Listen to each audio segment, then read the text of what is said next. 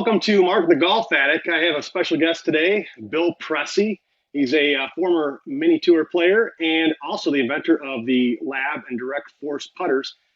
Bill, why don't you go ahead and fill us in a little bit about yourself? Hey, well, thanks for having me on, Mark. Glad to have you. No, I don't get to do too many of these. No, I'm just kidding. Yeah. So, gosh, how did we meet? Through the Facebook? Yeah, you and I met through one of the Golf Junkie groups, and you had the putter on there, and I saw some of your videos on there, and then I searched you up on YouTube, and I was amazed at the torque. What you talk about with the torque and all that really is Yeah. interesting to me because I've noticed you hit a putt a little off center, and you can feel it, especially on like a short putt. You can almost see it when you miss a 3-footer, and that really Uh, honed into me, and that's why I've had an interest in you and what you've done over the years. yeah, it's been a fun ride. The torque is we experience torque in all of our other clubs, and that's because the rules, the USGA and the RNA, basically said that an iron or wood has to resemble a golf club. And when you go back and you look what resembles a golf club, it just needs to be heel shafted essentially. And you can only have one face except for the bullseye type standard putters.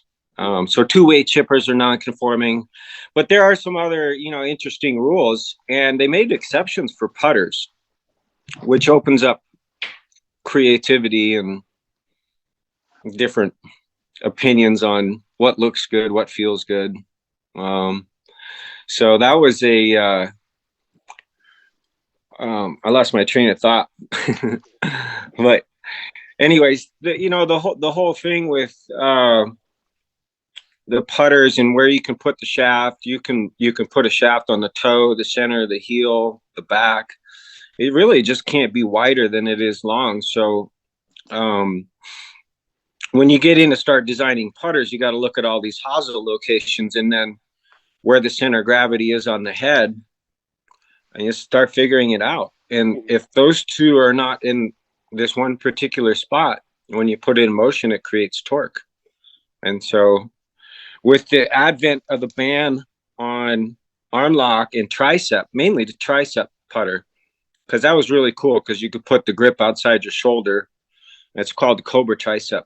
That was the original directed force.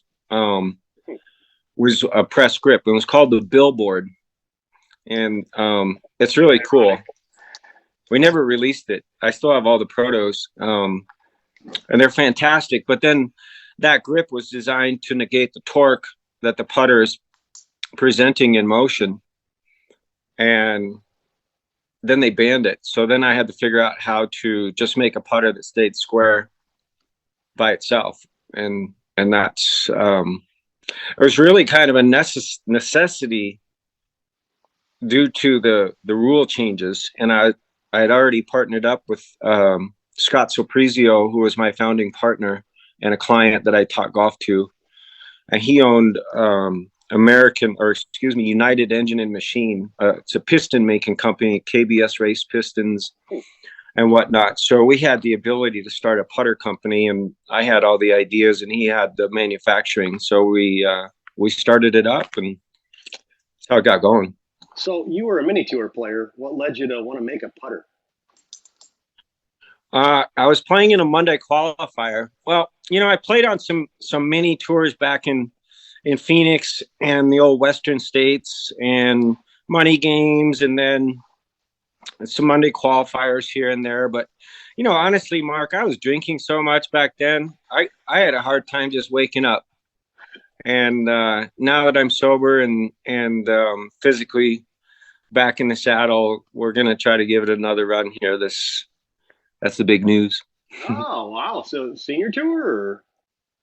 Yeah, I'm 53 now. I turned 53 when turned 50 when COVID hit. So now that the dust is settled and some resemblance of normality is coming back,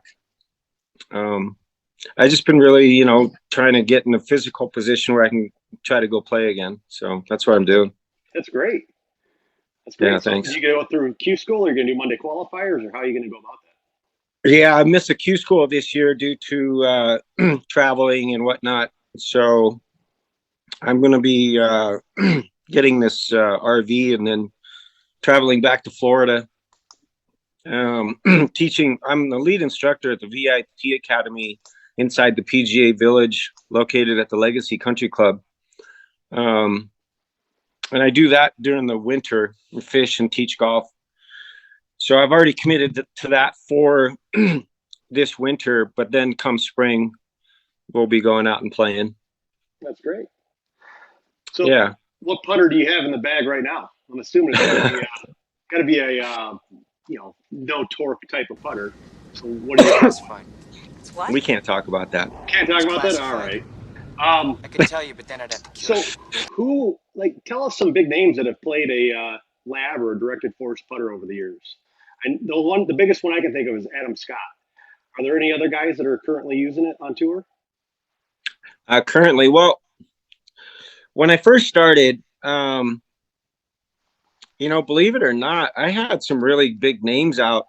I just couldn't pay, and then they, other companies would come in and give them deals and whatnot to get me out. But I've had Sluman, Calcavecchia, Bryson DeChambeau. When Bryson turned pro, I was going to Vegas to work with him, and he played my putter for several tournaments before the Cobra team came in. But Bryson was really nice. His parents are really nice, and he's I think he's the most misunderstood person out there, or one of them maybe. But so what do you mean by that? Because there's a lot of love and there's a lot of hate for Bryson. So why do you think he's misunderstood? Yeah, when society throws a label on you as the scientist or whatever, it's a distraction. Yeah. And he just wants to play golf. He's smart enough, to, if he doesn't understand something, he goes out and Googles it and then learns it. And then he doesn't have to evaluate people's opinions to figure if they're fact. When opinions are stated as facts, it's dangerous, and that's easy to do for people with credibility. And it's a tool that gets thrown around. It's kind of tough to watch, but Bryson's super cool. And obviously Adam and Schwartzel, and now we have Sergio. There's a lot, honestly, and we just keep working in the background, and Sam is doing a good job. Our tour rep, Liam, a couple other guys out there on the different tours, and so it's really good. And we got a lot of really neat stuff coming out. This 2023 and 2024 for Lab Golf is going to be spectacular. Great. Got some new products coming out then? Yeah. Some new products, some new IP. A lot, for the most part, I'm out, not directly working, but I'm always working in the background on new IP for the company. Uh-huh. And so that's where I operate. Great. So I have to admit, when I first saw the putter, the Reno style putter, I first thought, what the heck is this spaceship? What's some of the most unique or funny comments you've gotten from guys on the tour about them? The tour guys are fairly polite. The guys in the chat rooms, not so much. Yeah. It's guys like Bernie and, I'm just kidding.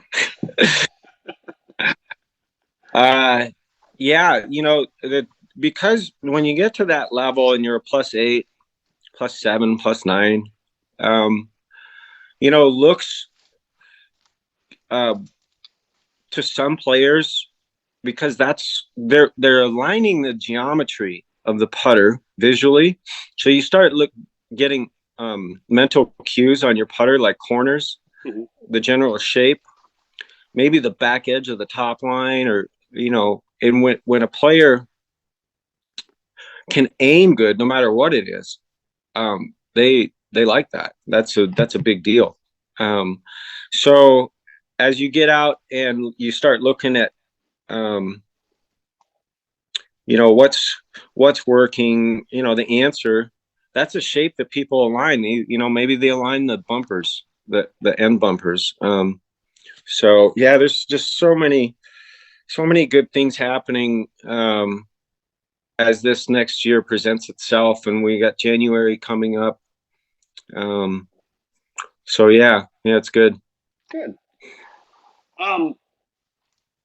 So you also have another company, another venture, and I've got one right here, and I'm going to probably mispronounce it.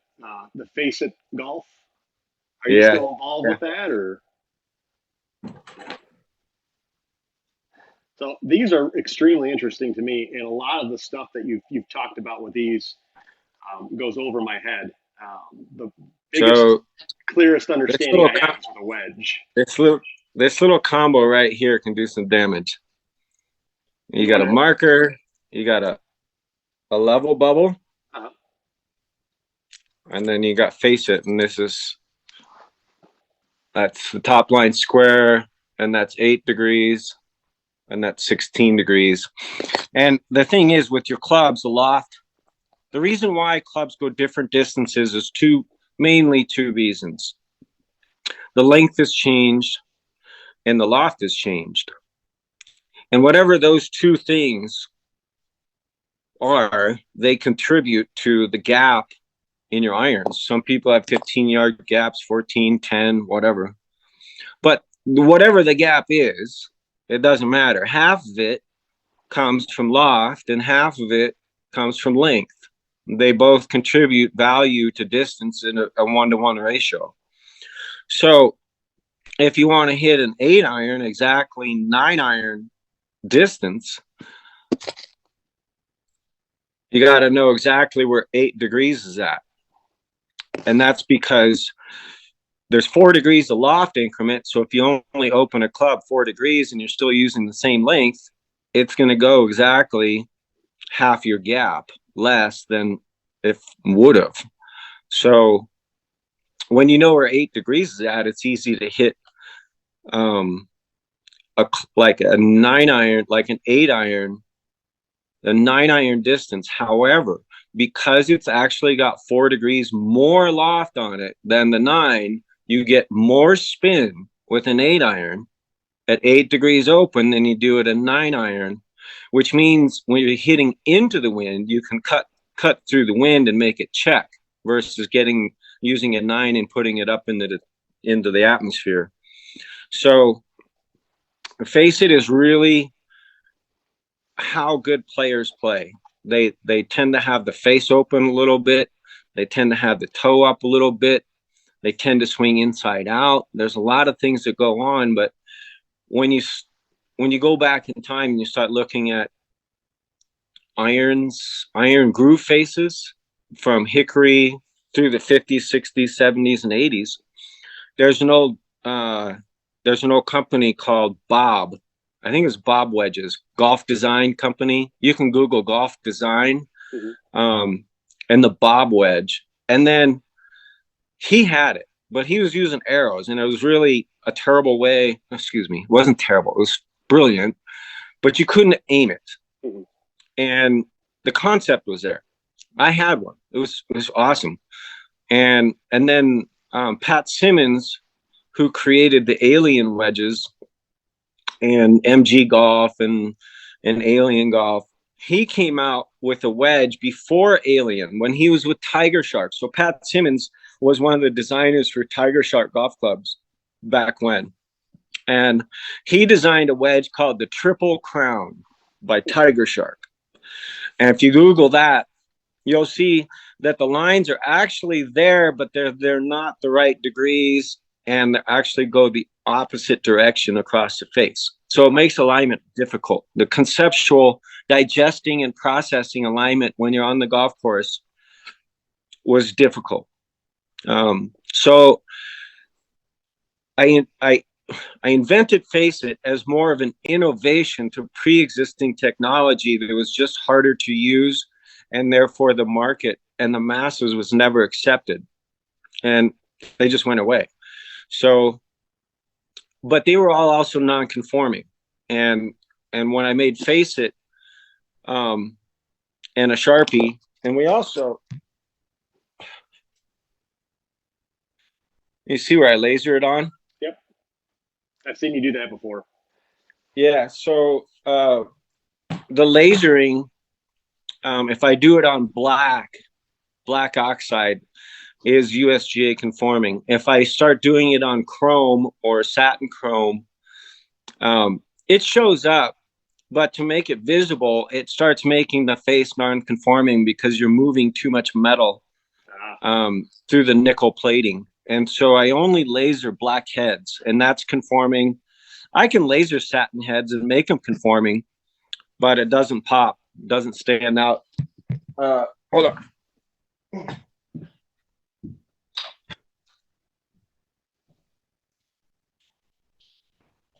So this is conforming. Okay. You can play golf all day with that one. But the Face It has been, I'd like to take credit for it, but I honestly, I can't. And guys and even the club designers back to Hickory days understood that you have to aim the metal, the flat metal on the face, and stop worrying about where the grooves are looking. The grooves are a terrible way to represent where the actual axis or the spin axis of the face is looking. So face angle and lie angle work together as equal partners. They're like, face angle and lie angle are interchangeable almost, because they both change spin axis. The thing I really like about this is you throw it on a wedge like a 60, and you know how far a quarter swing goes with a square face.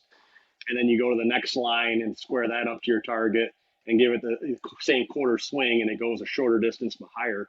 For someone who plays a clock system type of wedge game like I do with myself, this was really handy in dialing in those wedge distances with flop shots and adding a lot more consistency. So I really like that. Yeah, it's really when COVID hit, and I was going through some personal issues when I invented it, and I just kind of shut it down. I didn't have the energy. I had other things I felt were more important at the time. But the metal stencils, I tell you what, Mark, if everybody in the world would just take a Sharpie and draw a diagonal line across their face and understand or find 8 degrees, 4 degrees, 16 degrees, their handicaps would literally go down without practicing. Really? Just easier to manipulate shots and like in between clubs. Yeah. Nobody, I mean, I shouldn't say that, but very few people aim the face correctly because they're aiming the scoring lines, and that's not where the face is actually aimed, the plane of the metal. So but yeah, thanks. Face It, I've absolutely loved this thing. And if you guys out there, I'm going to start bringing it back out. And hopefully in the next, this next season, I'll feel a little more motivated to put some energy back into Face It and start getting it out there and hopefully get wedges and irons. I have an iron, but I don't have it in my living room right now. Prototype iron. It's a hollow back blade, and I was going to make some Presse irons. So we'll see. So as far as tour players, you kind of mentioned the tour players that were playing the putters. There's another famous person, Larry the Cable Guy. How'd you wind up getting a directed force or lab putter into Larry the Cable Guy's hands? Yeah. So, gosh, let me see. So I got invited by Will Lowry. Do you remember Will Lowry? He was on Big Break. Okay, yeah. And he was cross-handed, African-American, long dreads. Yeah. And he played cross-handed, right? So those big biceps, right? Yeah. Yeah, he's a cool cat, right? And so he comes to town. He was caddying for like Marshall Falk or Emmett Smith or somebody in the Celebrity Pro-Am up in Tahoe. So that's just down the street from me, and I try to go there every year. Well, so I get a call from a friend of mine, Trent Verdon, who is a local and one of the kids I coached growing up, and he turned into a fine player. And somehow he knew Will Lowry. I believe this is the way it went. Anyways, so I get a call to go meet Will Lowry at Lake Ridge. He wants to see one of the putters. So I go meet Will, and I do a little research, and he's got a pretty good following, and seems like a nice guy. And so I hook him up with a putter, and then he goes up to caddy in the Celebrity, and then he calls me and he's like, "Hey, I got a bunch of my boys up here that want you to come up and fit them." So next thing you know, I'm up on the green at Tahoe, and I got Jerry Rice on my left, Emmett Smith on my right, Marshall Falk in front of me, Roger Kingdom in front of me, and I'm like in this group of megastars. And Jerry Rice is a hoot, by the way. That guy is absolutely hysterical. Him and Emmett Smith go at it like cats and dogs. It's so funny. So I do the Celebrity, and then I come back down to Carson City. I make the putters and bring them back up, and I give them to Falk and Emmett Smith and Jerry Rice and a bunch of these football players. Well, what's his name? Mike Whitney. I think that's Larry the Cable Guy's real name, Mike Whitney. Okay. Yeah, that's it. Anyway, so Mike comes over, and he's like, "What's this thing?" I'm like, "Holy shit, that's Larry the Cable Guy." All right, cool. And he's a lefty, right? And I'm like, "Oh gosh." So we start talking, and a little while later, I get a call from his agent, and his agent's like, "Hey, can you fit Larry the Cable Guy up at Harvey's Casino and in the Summit?" I'm like, "Yeah, sure, wherever." So I cruise up to Harvey's South Lake Tahoe, and I'm in the hotel lobby with my fitting putter, fitting Larry the Cable Guy. Wow. And there's people walking all around, and we're just in the center lobby. And then Will Robinson from Duck Dynasty comes walking by, and him and Larry are buddies. Obviously, there's probably a common thread there. Right. And so Will comes walking by in his old entourage. And so I got to meet, the Robinson family, and yeah, it was kind of cool. That was a neat experience. And then, I'll tell you what's really weirder was, so I went back out on the next day to the putting green, and Marshall Falk was really interested. So he played for the Chargers, I think. And so I went down and made him a special Chargers putter with blue head and yellow lines and a black shaft.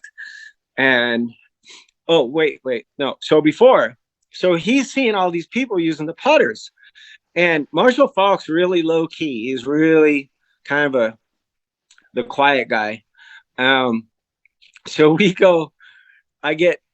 comes over, and he says, "Hey, can I get a fitting?" I'm like, "I'm slammed. I don't know how to. I can't fit you right now." He's like, "Well, how about later on?" I said, "Sure, no problem." He's like, "Well, here, I'm staying at the Harveys. Why don't you come over there and fit me?" I'm like, "Well, they gave me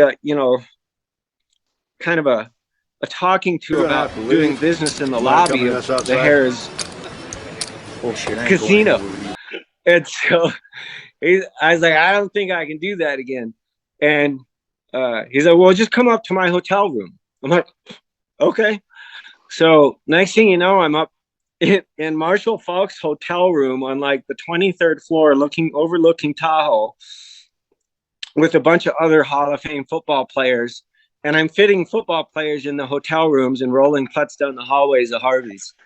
And that one was never shared. That was a pretty fun afternoon. Wow. Was there any money exchange with the players or no? Any gambling going on? That's classified. uh, yeah, that's like Vegas. I can't go there. What stays there or what happens there stays there type of deal? Yeah. All right. So that was pretty fun. Yeah, and I always like going up to the celebrity. So that was another really awkward situation because I was getting so much airtime. Oh, I forgot the key part. We had Alfonso Ribeiro. Oh, okay, yeah, from that Will Smith Fresh, show. Yeah, Fresh Prince, it was the Fresh Prince of Bel Air, uh-huh. Anyways, from the show, and so he loved the putter, and that's actually who Will Lowry introduced me first to, and I made a putter for Alfonso, and he's out there doing the Charleston, waving it around on national TV. You know, and playing with what's the other guy's name? The pop rock or the pop music white guy, Justin Timberlake. Okay.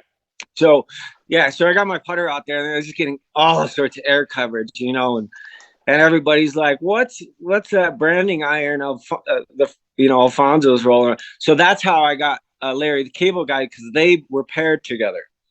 That's how it happened, and then. Was Alfonso branding putts or something? What gives? Yeah, he was. He was like charging. So the next thing you know, I've got, you know, a bunch of the field at the celebrity, and Alfonso, Larry, a couple other big guys, and PXG came in and gave Larry a nice deal, got me out, and then Callaway came in and took Alfonso Ribeiro. Yeah. And so, yeah, it's a savage business. I get somebody good, and then woof, gone. Yeah. Money. So is it safe to call Lab a direct to consumer type of golf business, or tough question. Kind of like a new level or a sub 70 brand? Are you guys kind of no the same way or no? I mean, that's part of the business model. You have to these days because of the internet. Mm-hmm. And a company, the best company at it, which I really admired, was Tour Edge and their business model. So we have, I don't know how many accounts these days. We're probably have well over 1,000 to 2,000 fitting locations worldwide, and it's so hard to keep track of. But yeah, the direct to consumer model is obviously much healthier on the bottom line, for obvious reasons. However, brick and mortar and the club professionals in the PGA of America is still, you know, the controller of the industry. They just are. There's no, you know, we can market all you want, but the real gatekeepers of the equipment in the industry are the PGA professionals, and they have to be on board. If you're going to release a new club or a new putter, the best piece of advice I could ever give to let's say somebody who wants to start a putter company, would be make sure that you are innovative. It's visual, and most importantly, you try to align yourself with the PGA of America and your local professionals, because those guys, I mean, people don't, I guess, really understand, but you know, there's 28,000 club professionals out there, and if you make a crappy product, they're going to call it crappy. And if they make a good product, they'll call it good. Mm-hmm. And oddly enough, most PGA professionals are really good at seeing through the marketing BS.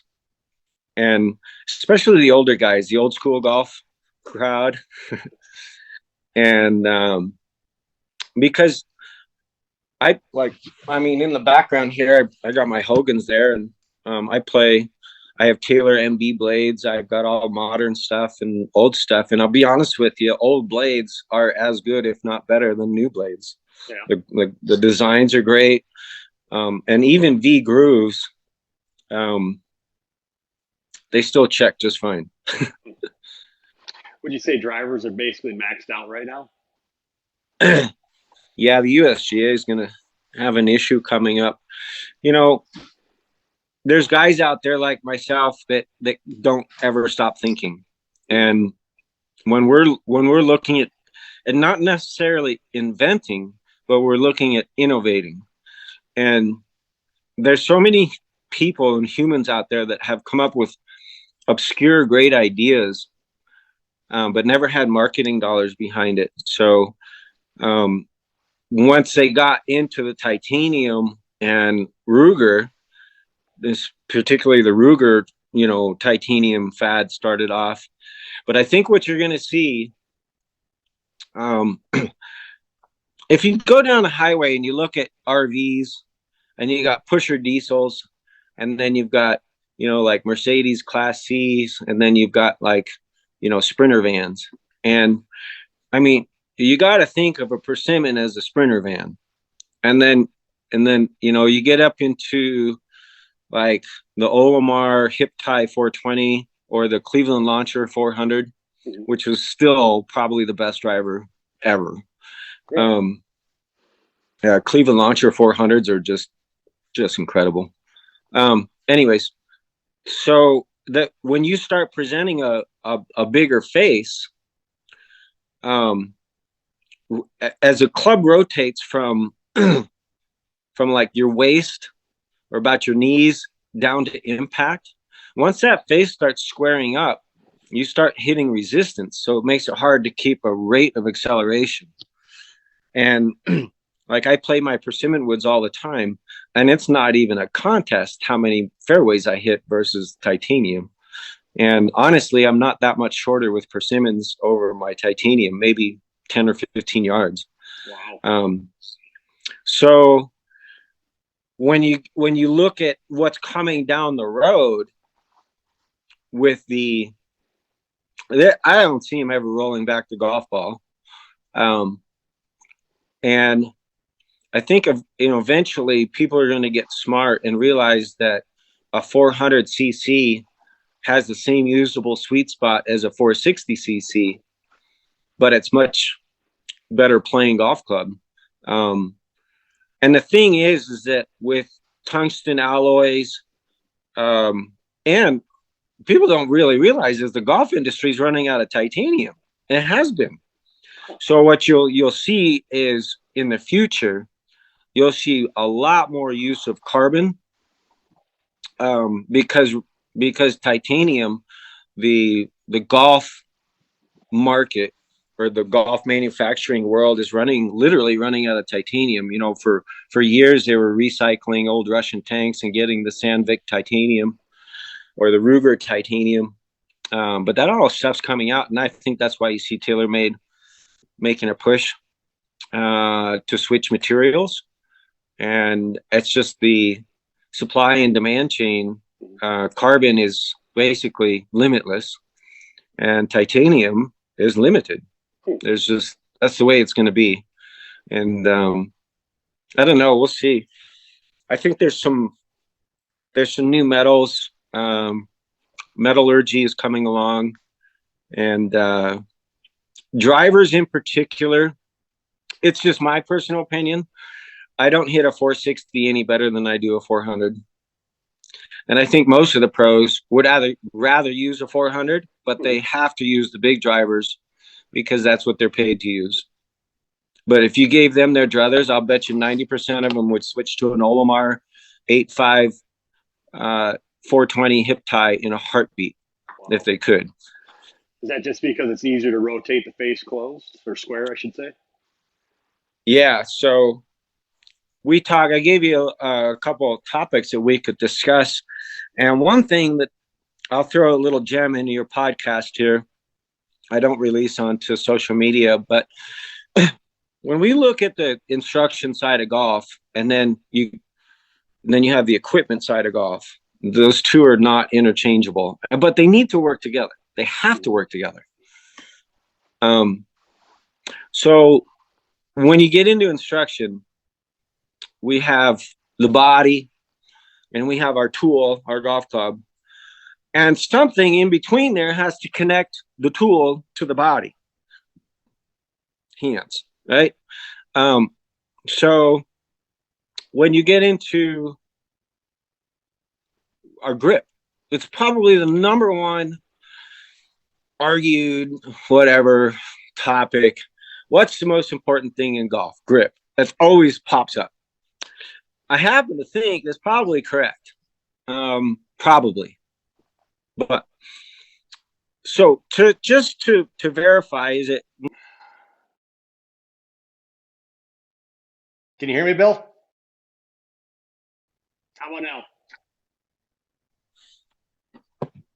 I can hear you. Can you hear me?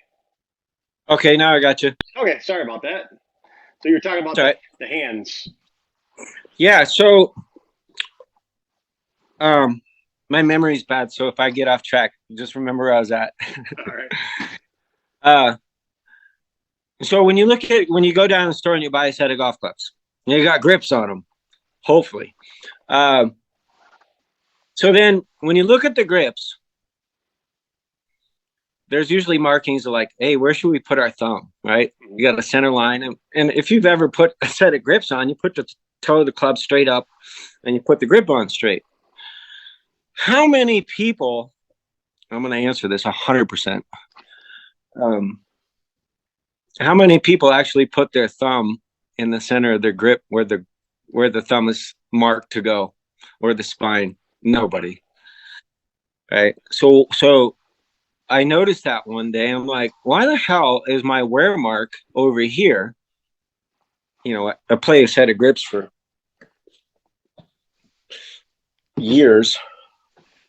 And so I've always used cords, but you can see there's no wear mark, right? Mm-hmm. And then when I take a set of victories or decades or something like that. Anyway, so the point is no good player puts their thumb on the center of the grip where the grip is designed to show you where to put the thumb. So I was like, that's really weird. Why are we putting our grips on here? Because we don't hold it there. And then when you put a reminder or whatever else they got going, at a tour level, we have to be very careful when we put reminders on grips for tour players. That's a big, big deal. But so the point is, so I see the majority of people when I play with somebody, doesn't know who I am and I'm just watching them, and they hold the club the same way with their driver, their 4 hybrid, their 6 iron, their wedge. They always tend to have the same grip. And so when I was cleaning my clubs one day, we've all done this. You lay your clubs across the kitchen counter with the heads hanging off, right, and the grips hanging off the other side, right? Right. Yeah, yeah. Yeah. So I'm looking at all my heads, and I have my driver on the far left, and I recommend everybody do this. And everybody that listens to this, should take your golf bag out as you're listening and start laying your clubs across the table if you want to have some real fun.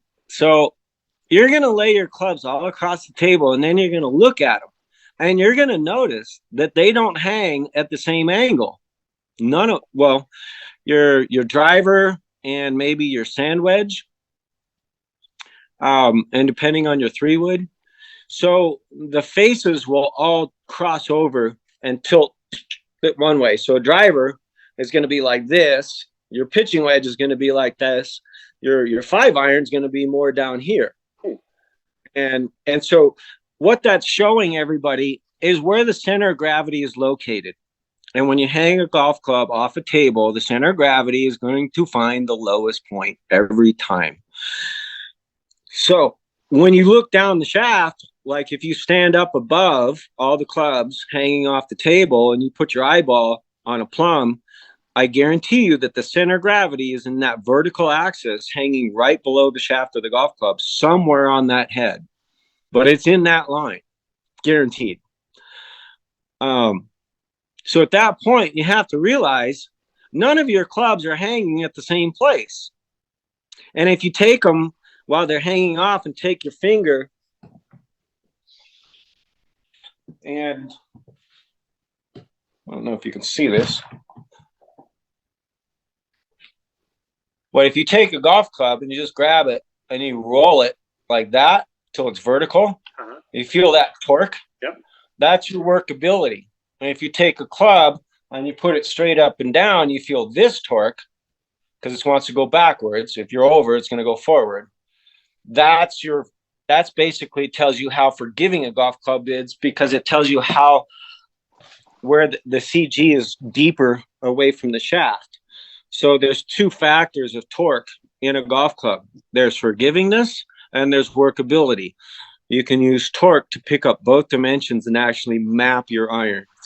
And that's my next kind of endeavor in the golf industry. So again, I just recommend that people take all their golf clubs, lay them across the table. You're going to look at them and you're going to go, shit, none of them are the same. Wow. So I want to basically design a set of irons that has the same torque profile wave throughout the set.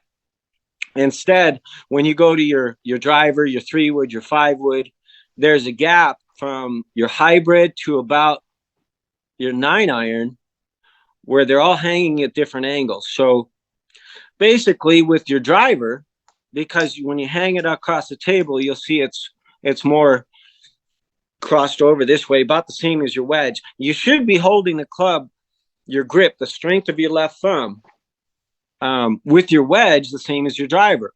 And if you take that same grip strength and you hit a 5-iron or a long iron or a hybrid that hangs more straight down, I promise you, all things being equal, that ball will go right, because the radius and the ulnar are not preloaded to manage that torque at a high rate of speed with lack of tension. It's basically stored energy that you don't need to contract a muscle to create supination, pronation. The elasticity in your joints does it.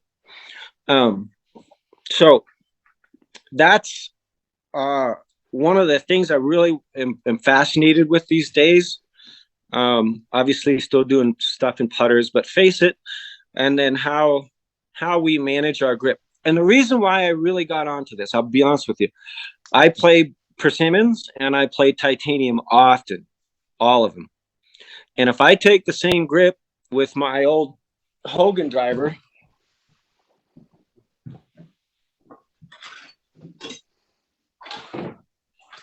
I would take these two, right? Now, if I just hang these, you can see the driver on the Callaway looks like it's more this, for the persimmon's more this. Yeah, you see it's over this way more? Yep, this is the Callaway, this is the persimmon approximately.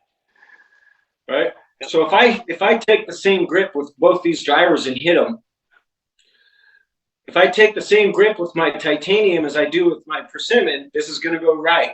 If I take the same grip with my persimmon as I do the titanium, it's going to go left.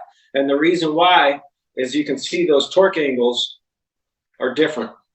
So you can't take the same grip and expect the same shot. Just can't. So you're saying basically every club in theory has its own grip, slightly variated from one club to another. Is that correct? Absolutely. Okay. So you don't have just one grip. Wow. Okay. That's interesting. But it makes sense. Yeah. So when I put grips on for people, I align the grips to the center of gravity of the head, so that when they put their thumb on the grip, they know that the tendon of their left thumb, and this is just, again, this is my personal opinions, the tendon of your left thumb should be aligned with the center of gravity plane of the golf club. That way, when you go into rate of acceleration, when you start accelerating it, the CG is in line with your thumb. So then the shaft stabilizes. The CG is not trying to create torque, trying to track itself back onto the plane of acceleration down to the ball. And so you see, at the top of the swing, if the driver face looks slightly closed, that's probably good because the CG is right there. And so when you looked at this, when I look at a driver or I'm teaching, if this is square, that's how much I expect the face of the driver to be closed at the top of his swing if somebody really wants to hit a lot of fairways. Because when you start accelerating this, if this is like this, and I take the handle and I start accelerating that, this CG, if it's like this, and I start accelerating, the CG is going to swing over to right there, which is going to start creating a closing torque on the golf shaft.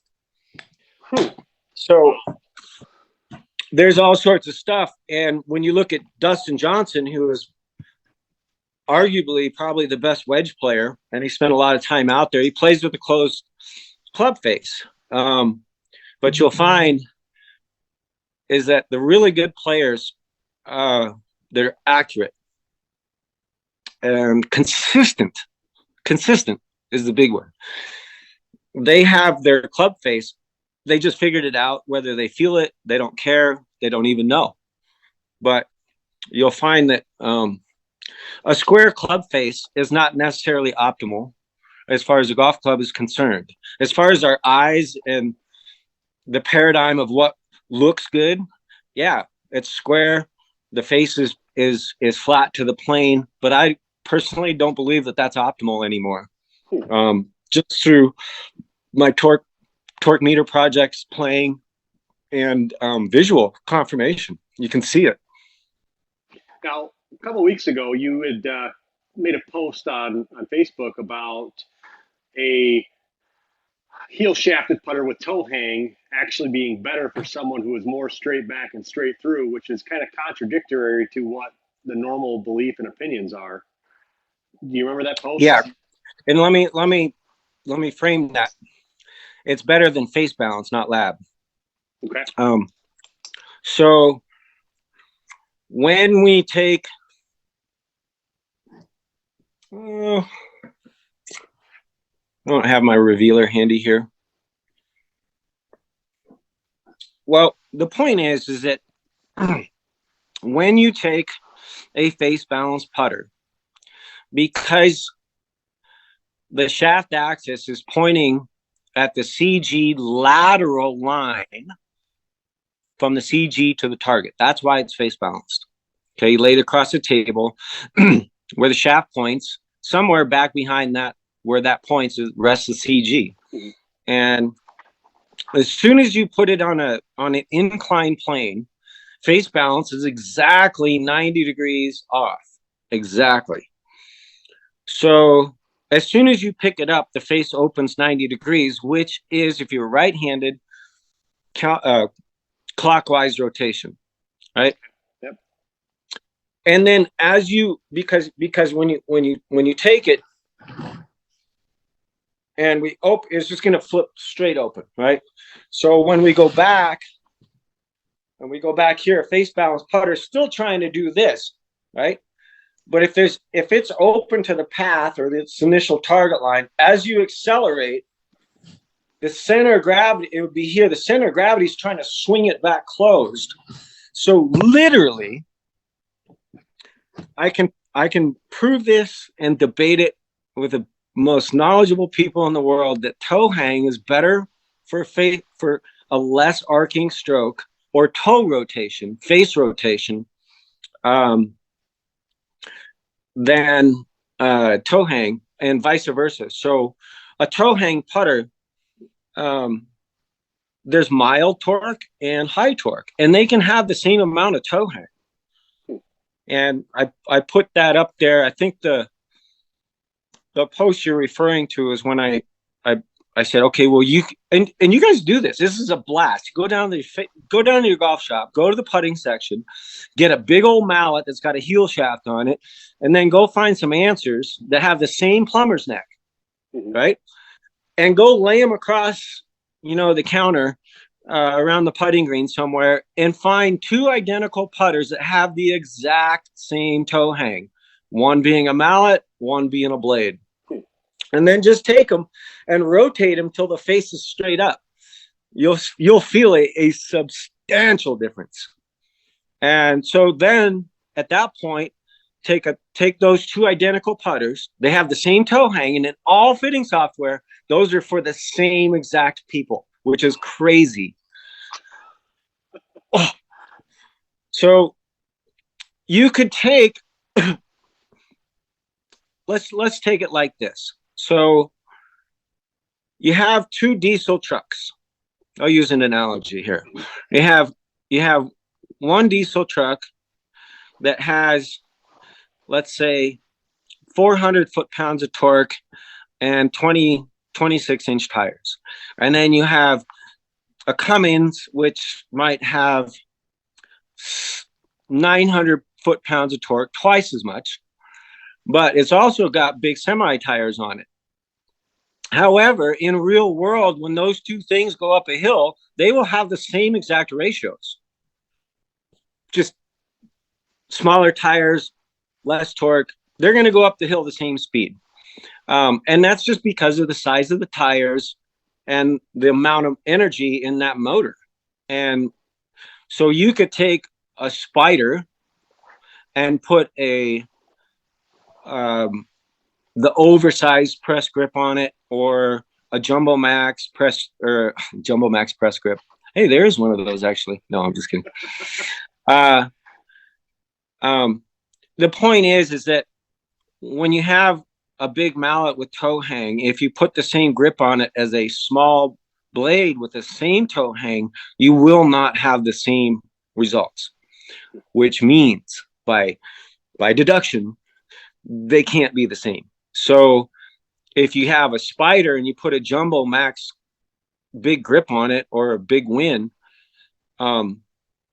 versus like a small paddle grip on an Answer, those two putters will actually feel the same in your hands, because the grip diameter on the larger one negates the more torque value, and it's literally the same as changing the tire size on your vehicle. So that's a really neat way. Like, so when I'm fitting and or working with a player that likes toe hang or whatever, they're not going to change putters. So I use this type of process to coach them, and we will dial in their backswing takeaway speed to their grip size so that it matches the torque profile on their putter.